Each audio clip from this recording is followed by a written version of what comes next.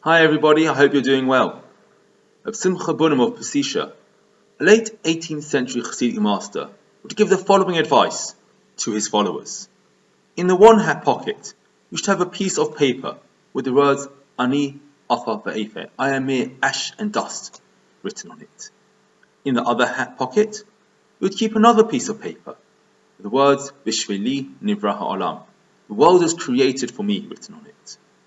Now this is strange advice, two seemingly contradictory pieces of paper kept in your pockets. What was the purpose?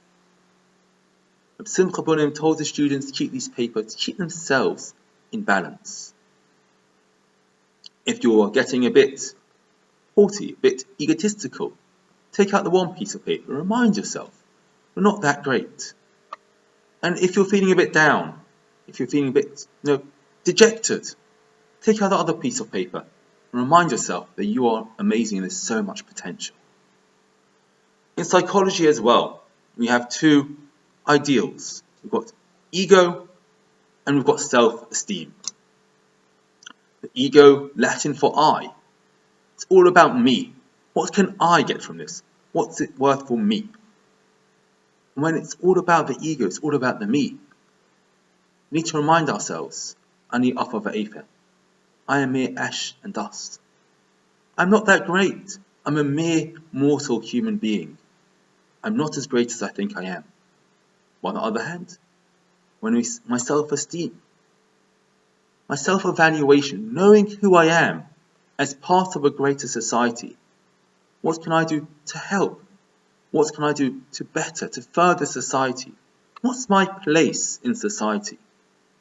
And when we say that, Bishvili Nivra Ha'olam, the world is created for me. What does that mean? That since I am part of the world, and working for the world, and working with the world, the whole world is there working for me and with me to help itself.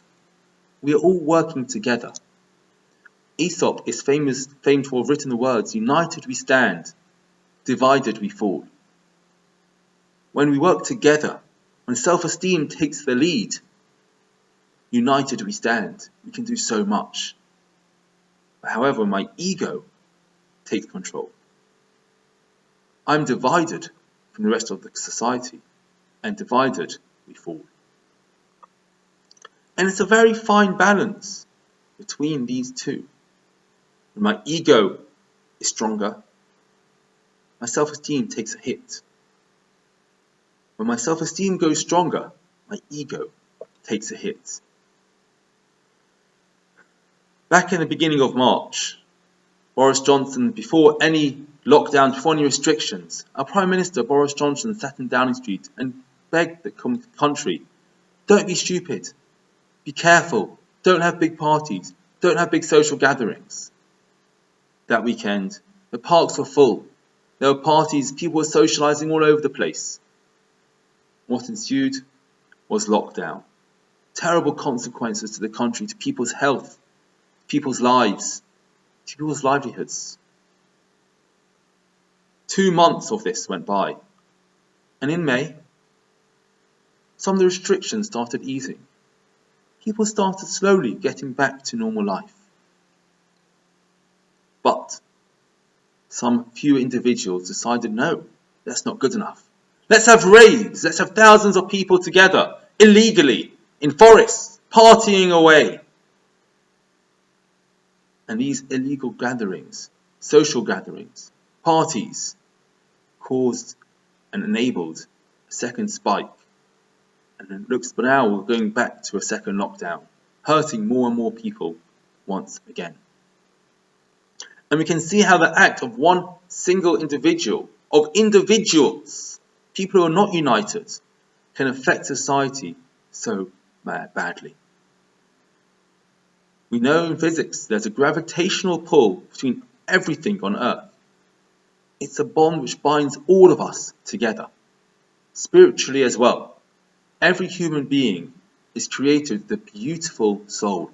A part of God is put into every single human being. A bond that connects all humankind on Earth.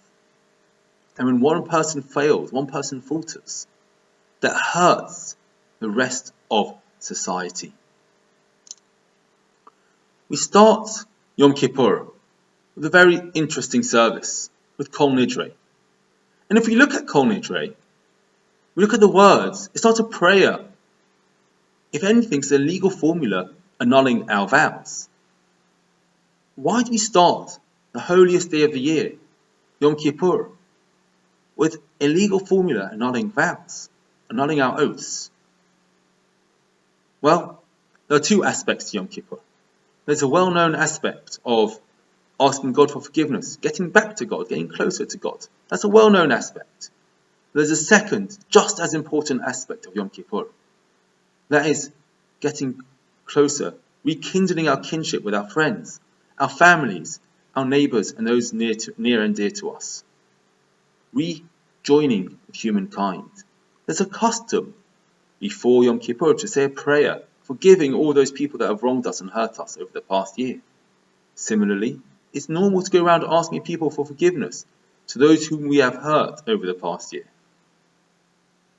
We can't ask God to forgive us for those sins we have committed against our fellow person, because they are not God's to forgive. Kol Nidrei, annulling a vow. When I take on a promise, when I promise to do something or not to do something, I'm limiting my potential. I'm putting a stopper in what I can do.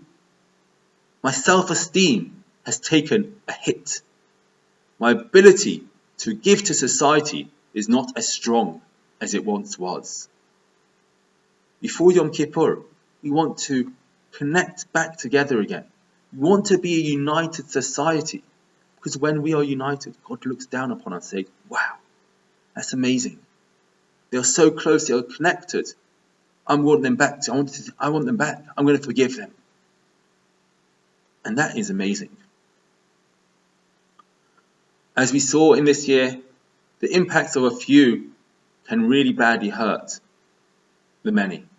But at the same time, when we work together, when we stayed at home, when we quarantined, when we wore masks, we kept apart, we washed our hands, we managed to keep coronavirus at bay. It is my prayer and my blessing that this year we can stand united. We let our self-esteem take the lead, and together we can build a better and brighter future for the society and the world. I wish you a Shana Tova, Gmar Chasima Tova.